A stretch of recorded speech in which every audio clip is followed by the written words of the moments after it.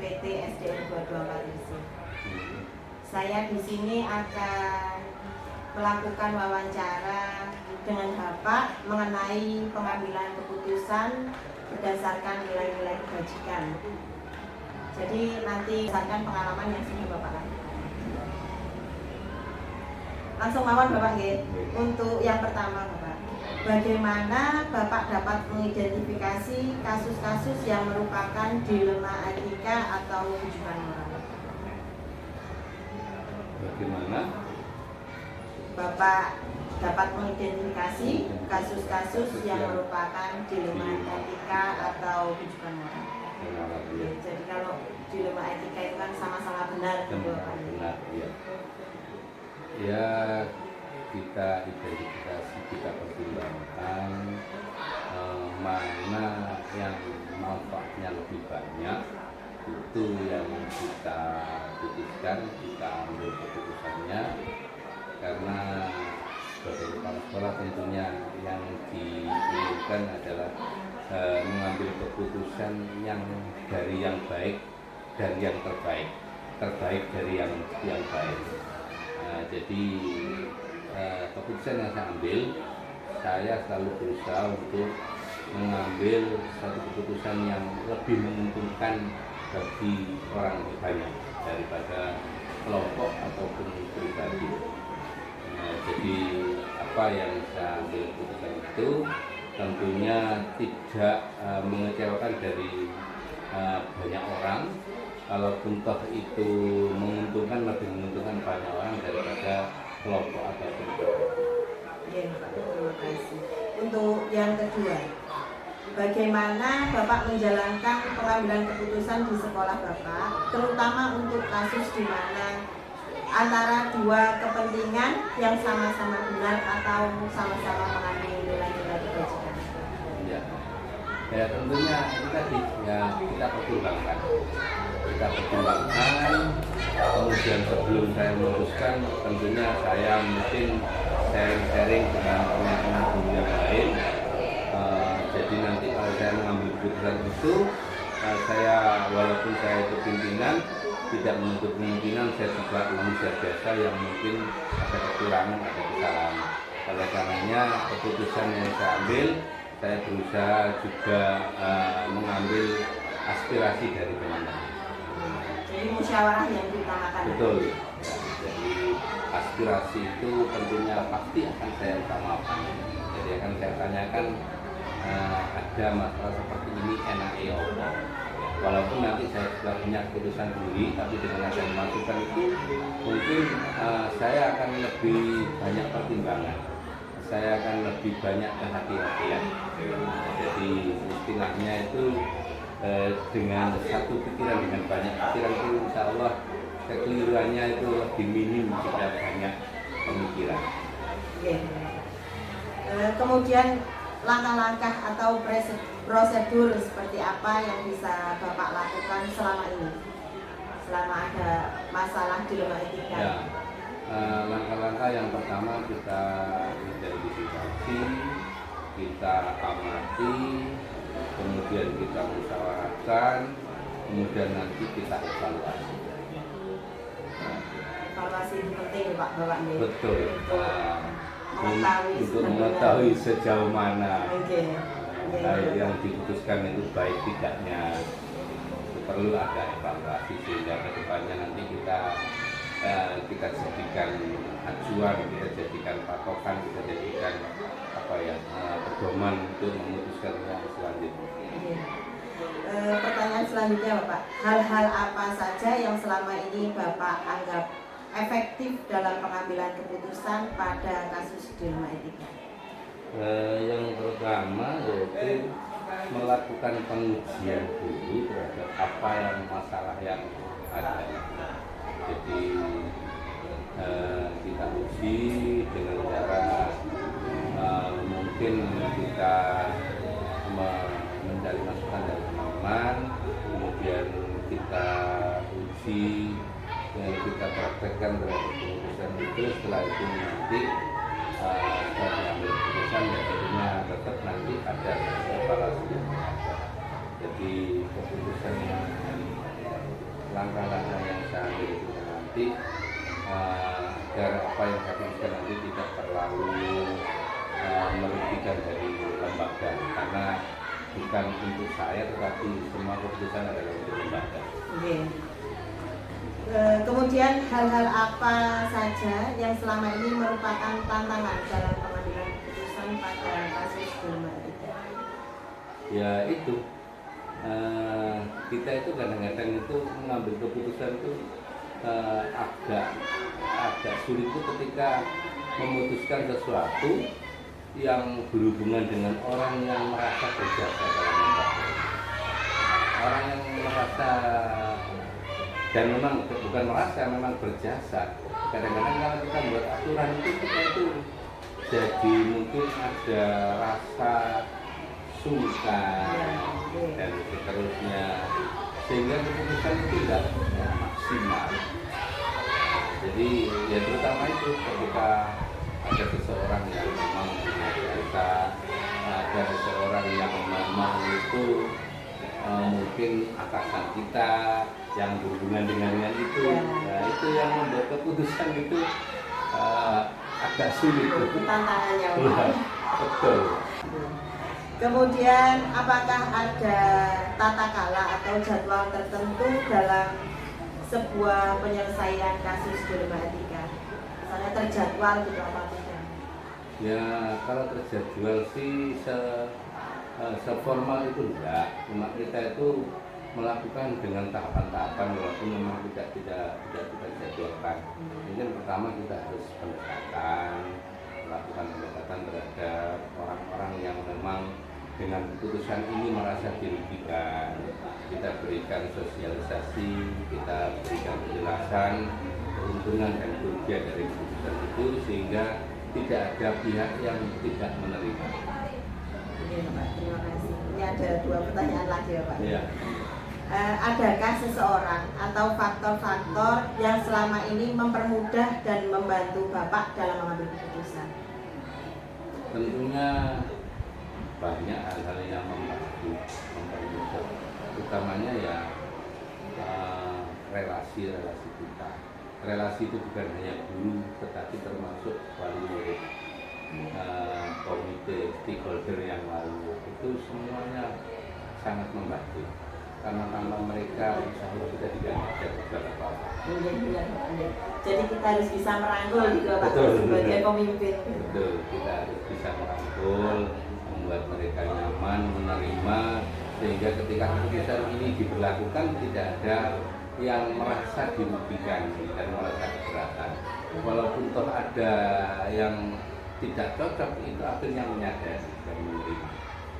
Yang terakhir Bapak ini, dari semua hal yang telah Bapak sampaikan tadi, pembelajaran apa yang dapat Bapak ambil dari pengalaman dalam mengambil keputusan dalam hidup?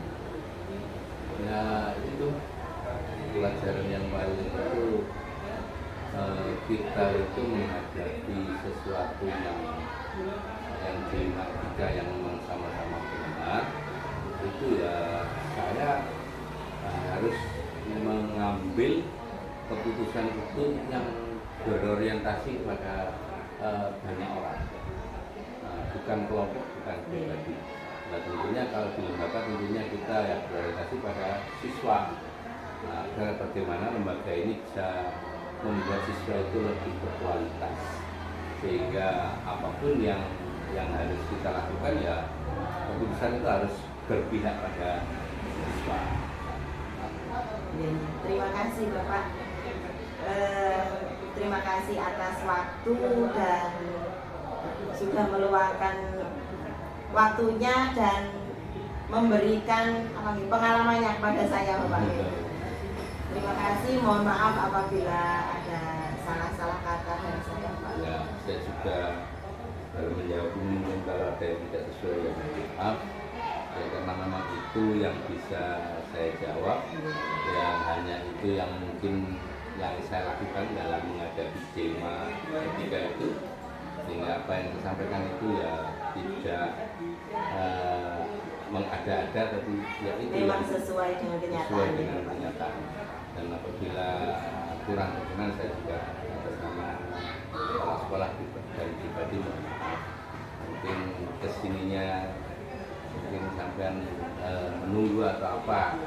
Dan mohon maaf ya. Ini Pak, terima kasih. Assalamualaikum Bapak.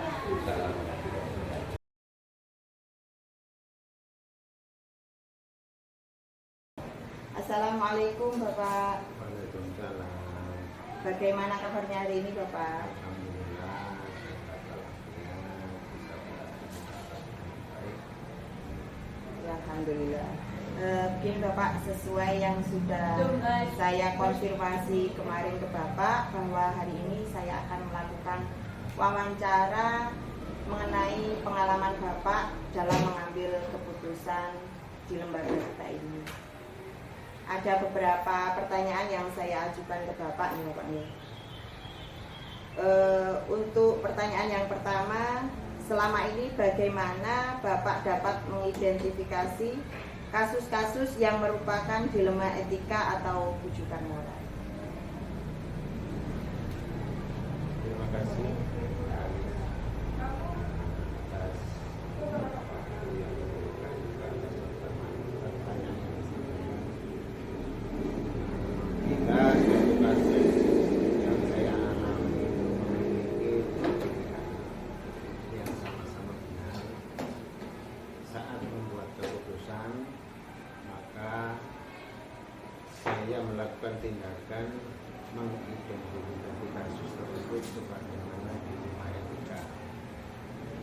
Namun jika saya dihadapkan dengan situasi yang saya benar dan salah, maka kasus tersebut bisa merujuk pada rujukan moral. Kemudian pertanyaan yang kedua Pak, bagaimana Bapak menjalankan pengambilan keputusan di sekolah, terutama untuk kasus-kasus di mana ada dua kepentingan yang sama-sama benar atau sama-sama mengandung nilai kebajikan? Jadi bila suatu kasus yang saya alami memiliki dua pilihan yang sama-sama benar, maka sebelum mengambil keputusan saya akan mempertimbangkan kepentingan orang banyak, memprioritaskan kebutuhan murid, memikirkan dampak dari keputusan yang saya ambil, baik dari jangka pendek maupun jangka panjang, serta memikirkan hasil akhir yang akan didapat dari sebuah keputusan tersebut. Selain itu, saya juga mengajak guru-guru untuk bermusyawarah dan memberikan saran yang membantu. Demikian. Untuk selanjutnya, langkah-langkah atau prosedur seperti apa yang bisa Bapak lakukan selama ini? Jadi dalam rangka untuk mengambil keputusan supaya tetap sasaran, maka kami mengambil langkah antara lain dengan menelaah kasus yang terjadi secara rinci. Misalnya dari waktu kejadian, pihak yang terlibat, dan lain sebagainya. Selanjutnya yang kedua, saya akan mengidentifikasi apakah ada aspek pelanggaran hukum atau pelanggaran aturan dalam situasi tersebut. Yang ketiga, saya akan membuat keputusan berdasarkan nilai-nilai kemanusiaan, kepedulian dan keadilan, dan bila memungkinkan saya akan mempertimbangkan solusi lainnya yang tidak merugikan kedua belah pihak. Yang keempat adalah saya akan melakukan merefleksikan keputusan tersebut terhadap posisi saya yang harus menerima keputusan. Jadi itu yang bisa saya ambil dalam rangka untuk memperoleh keputusan. Kemudian hal-hal apa saja yang selama ini Bapak anggap efektif dalam pengambilan keputusan pada kasus dilema etika? Pada kasus dilema etika, menurut saya ada beberapa hal yang efektif dalam membuat keputusan, yaitu melakukan pengujian benar atau salah dan pengujian benar lawan benar. Biasanya setelah melakukan pengujian tersebut, saya bisa lebih mudah dalam menetapkan prinsip-prinsip dalam membuat keputusan. Itu, Bu. Iya, iya. Terus selama ini hal-hal apa saja yang menjadi tantangan dalam pengambilan keputusan pada kasus dilema etika? Selama ini yang menjadi keputusan dalam cara saya mengambil keputusan pada kasus-kasus dilema etika adalah bagaimana memberikan pengertian dan pemahaman kepada pihak yang merasa tidak puas terhadap keputusan yang saya buat. Sebagai orang cenderung memberikan kritikan pedas dan menjas bahwa saya tidak adil saat membuat keputusan berdasarkan rasa kepedulian dan rasa kasih sayang. Padahal saya sudah mempertimbangkan kebaikan bersama dan masa depan murid. Namun hal ini sangat wajar terjadi dan saya masih bisa mengatasi hal tersebut. Setiap keputusan pasti ada yang pro dan kontra gitu ya Pak. Jadi setiap keputusan mesti ada yang puas dan tidak puas, itu pasti ada karena itulah sifat manusia. Untuk selanjutnya Bapak, apakah Bapak memiliki sebuah tata kala atau jadwal tertentu dalam sebuah penyelesaian kasus dilema etika? Apakah Bapak langsung menyelesaikan di tempat atau memiliki sebuah jadwal untuk menyelesaikannya begitu? Biasanya Bu, jika situasi yang saya hadapi adalah dilema etika, saya tidak serta-merta mengambil keputusan di tempat. Saya terlebih dahulu menelaah kasus tersebut secara rinci dengan mengumpulkan fakta, pihak yang terlibat dengan informasi lainnya yang nantinya saya butuhkan untuk mengambil keputusan. Selain itu saya juga akan melakukan musyawarah bersama guru-guru untuk mendapatkan masukan. Kemudian saya akan mengambil beberapa waktu untuk berpikir dengan matang dan tenang. Baru setelah itu saya membuat keputusan yang terukur dan bertanggung jawab. Itu Bu. Jadi musyawarah Bapak ya yang dipentingkan. Masih ada 2 pertanyaan lagi Bapak ini ya.